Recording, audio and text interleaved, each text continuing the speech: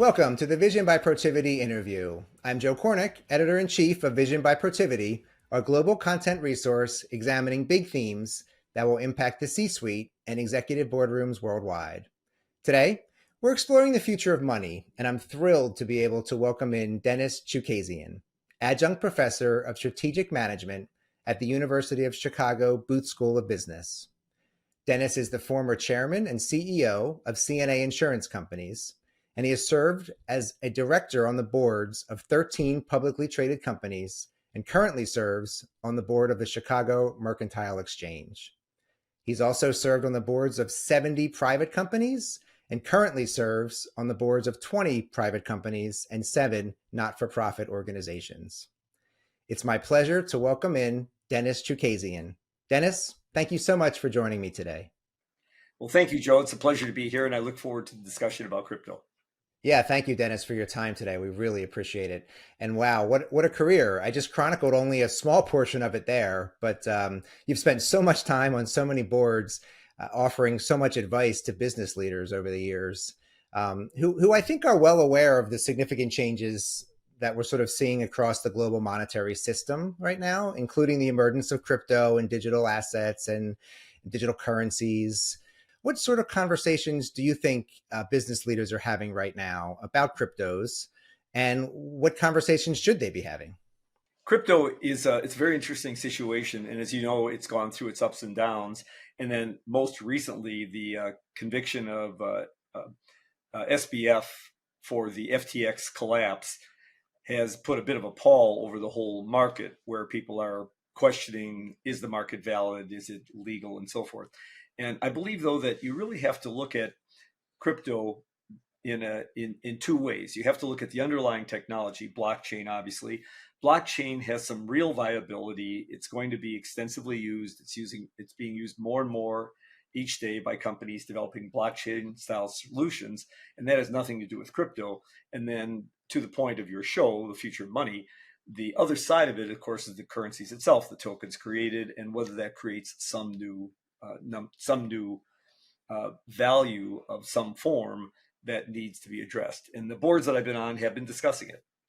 Yeah, Dennis, I'm sure they have. So where should companies be on this curve, sort of along their journey? I mean, I'm sure it varies by company, by industry, by size of company and whatnot. But what's your view of when digital currencies will sort of be dominant and no longer be able to be ignored by boards? Yeah, I think we're at a very early stage, and I don't think boards have to rush into anything with regard to crypto. There's no compelling need why you have to do something today. A, a currency has two purposes. A currency is a store of value and it's a payment mechanism. The world doesn't need another store of value. So while crypto can be used in that fashion, it's not a big need. It really is not an important need at the board level. And I'm not aware of many boards that are actually using it as a store of value or an investment technique. On the other side of it, the payments mechanism, at some point, crypto has the ability to reduce payment costs. And as that happens, boards will need to address it. But it's a long time in coming before that's going to actually be something that boards have to jump into right away. Right, and it's an incredibly complex space. I mean, there are more than, I think, 20,000 cryptocurrencies globally, and the space is moving at an incredibly rapid pace, and there's sort of new news every day. Who in the organization should be sort of responsible for leading that effort? I mean, is it the CFO? I mean, do they have the capabilities at most organizations, and can they be expected to be the one to sort of sort all this out? Actually, probably the best thing an organization could do would be to turn to one of their 16 or 18-year-old sons or daughters who probably know more about it than they do. But as far as who's positioned best within a company, it's probably the CFO. The CFO has a better understanding it, and particularly with regard to payments. Now, there's several things they need to look at. One of them that's probably among the more important is the so-called CBDCs, the central bank digital currencies, which are now becoming very actively looked at by governments around the world. The US is now considering that. And I think over time, there is a reasonable likelihood that CBDCs will be created, and then boards will need to deal with it. But again, it's going to take a long time before the legislation gets enacted and before it becomes a material element. So I don't see this as something that's a near-term need. I see it as a long-term need. Right. And as organizations are sort of thinking about those long-term needs, what else should they be considering? I mean, what else needs to happen across an organization to set themselves up for, 2030 and beyond or whatnot? I'm imagining some of those steps in infrastructure or technology, cyber, perhaps even capabilities and skill sets of employees. What should they be doing right now to prepare themselves for this inevitable future? I think mostly it's studying, observing, and understanding their own payments mechanisms. The payments mechanisms are a bit archaic, and particularly in the US compared to the rest of the world, the payment mechanisms have been slow to develop, driven largely by the fact that it's a credit card payment system by and large the United States, whereas you go outside the United States, more debit card driven. And the issue is the cost of that. The cost of a buying on a credit card, if you buy from PayPal, it's 2.8 or 9%. If you buy from MasterCard or Visa or Amex, it's 2.3% more or less all in. And they vary quite a bit, obviously. If you use a debit card, the cost drop way down to maybe a little over 1%. And then if you look at what's out there in like WeChat, for example, in China, you're maybe at zero point 0.8 or zero point 0.9. But crypto can do it at a little over a tenth. Crypto is going to be a very inexpensive way.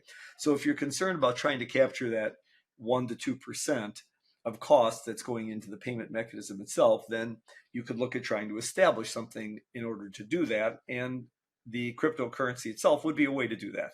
But it's complicated, it's fraught with a lot of risks, and I don't see a lot of companies doing that in the near term. Right. And you mentioned earlier cost savings, and you've talked a little bit about some of the saving potential there. Is that what you see as sort of the main advantages of crypto? And what about the negative effects? I mean, there's this could go two ways, right? I mean, what could we get right, and what could we get wrong? There's certainly some pitfalls up ahead, I would imagine. Yeah, the biggest negative effect of crypto, other than for the CBDC, is that it's not regulated. And you see the collapse of FTX, the number of people, some very smart people lost a lot of money on investing in that because they didn't really fully understand the risks. And there's no regulation. So, since there's no regulation, it's highly risky. And from my perspective, I wouldn't advise any of my boards to try to build any kind of a mechanism where you'd be holding any form of crypto for any period of time. If you're going to have a crypto payments mechanism, what you would do is you'd accept crypto and then immediately convert out of it. And so the most you have is the risk of 1 day's cash, if you want to look at it like that. So you could do something of that order of magnitude. But the CBDCs are another story, and that also is a way of trying to get something that really is regulated and is highly controlled. I think those will be good. And there's a plus and a minus to this, as you pointed out. One is that because it's fully recorded, every transaction stored in the blockchain, we know how that all works. That means it's permanent and it's always there. That's a plus and a minus, depending on the way you view it. And we all are aware, of course, that the market within crypto has a downside to it for illicit activities that have developed as a result of being able to do things anonymously. Right. So, I mean, do you think companies will need to spend a lot more time on cybersecurity, data protection? I mean, is that something that they're going to have to ramp up as we sort of inevitably move towards this realistic future? I think that's a very, very important point that you're making. And I've served on a number of boards where the number of people dedicated to cybersecurity today, overall, not just crypto, is 10x what it was 4 or 5 years ago. So companies have no choice but to put a lot more resources into it. And crypto expands the risk because as you're transacting it, it puts you into another network, another chain, and there's also a risk attached to it. So I think those things will tend to mitigate the pace at which companies go into it. Now, if the CBDCs are actually enacted over the next year or two, which is possible, if the US decides to put together a CBDC, I think companies will shift to it because it will be a better payments mechanism for legitimate purpose. My last question, Dennis, and you've referenced a time frame a couple of different times. You mentioned a much shorter horizon on the potential for CBDCs. Um, but I'm going to ask you to sort of look out a decade or more, maybe even to 2035, and ask you when you think this will be, a reality, and what do you see when you look to say 2035 or even 2040? Well, it's very interesting that the technology is there today for us to have a much more efficient payments mechanism, like you see in Europe as an example. But it's not in the best interest, frankly, of Amex, Visa, MasterCard, for them to convert to those systems because they make a lot of money on credit card balances and the fees attached to using credit cards. So they're not the ones who are going to initiate it. It'll have to be initiated in another way. And I think that it's unlikely that anyone can establish a competitor to them that will displace them. And the credit card is so embedded in American culture today that I don't think that's going to change. What will change it is CBDCs. And if the US government comes out with that, if it's fully regulated, once people learn how to do it, and you can see anywhere from 0.5% to maybe as much as 1 or 2% reduction in cost by using that payments mechanism, people will use it. But it will take something like that to precipitate a change.